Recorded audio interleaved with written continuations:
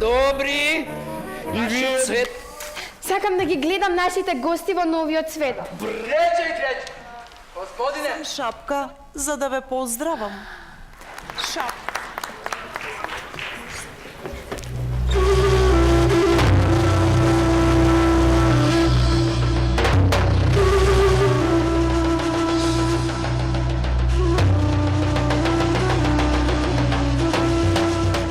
Низ животот има препреки секакви.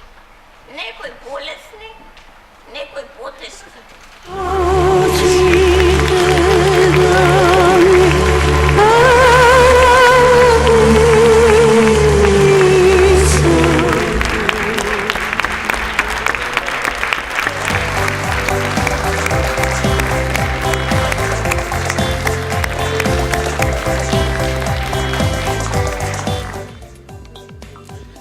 Денеска, гледајќи ги насмејаните лица, знам дека во изминатите 3 дена се исполнети душите со позитивна енергија и дека сите уживаат во уметноста која што ја споделија овие деца сами меѓу себе и со сите нас и би рекол вистински актеришта.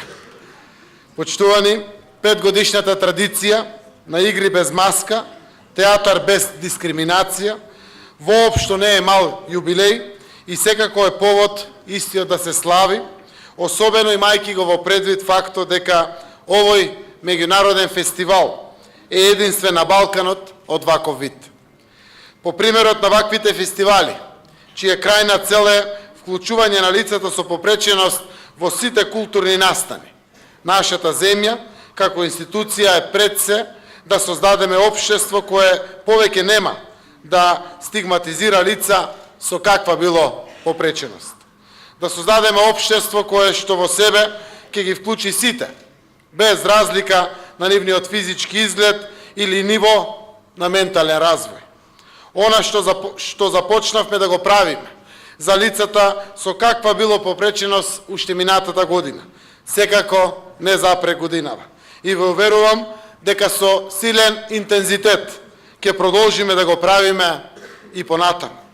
Лани започнавме со многу законски решенија во делот и на Законот за социјалната заштита и многу други закони. Односно, возможивме низ за улеснувања за исполнување на правата на лицата со попреченост.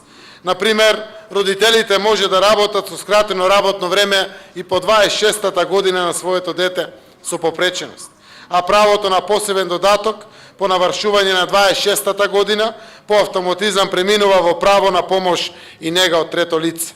Секако, Националната стратегија 2018-2027, наречена Тимјаник, е одлична можност да ги драсираме правците на вистинска грижа и социализација на нашите сограѓани.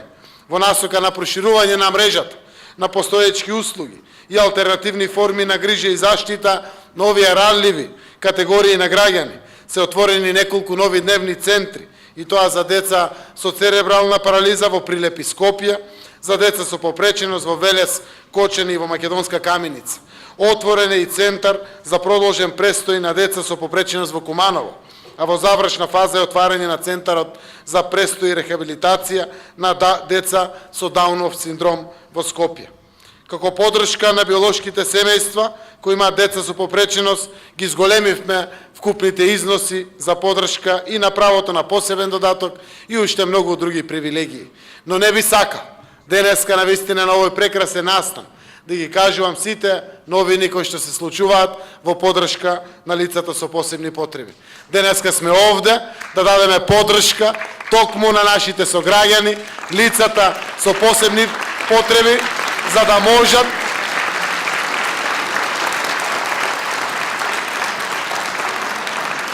да можат да се чувствуват еднакви, да можат да се чувствуват рамноправни и да можат сите заедно еднакво да му се радуваме на животот. Сметајте на поддршката и понатаму од владата на Република Македонија за сите овие инклузивни активности кои што ги организират.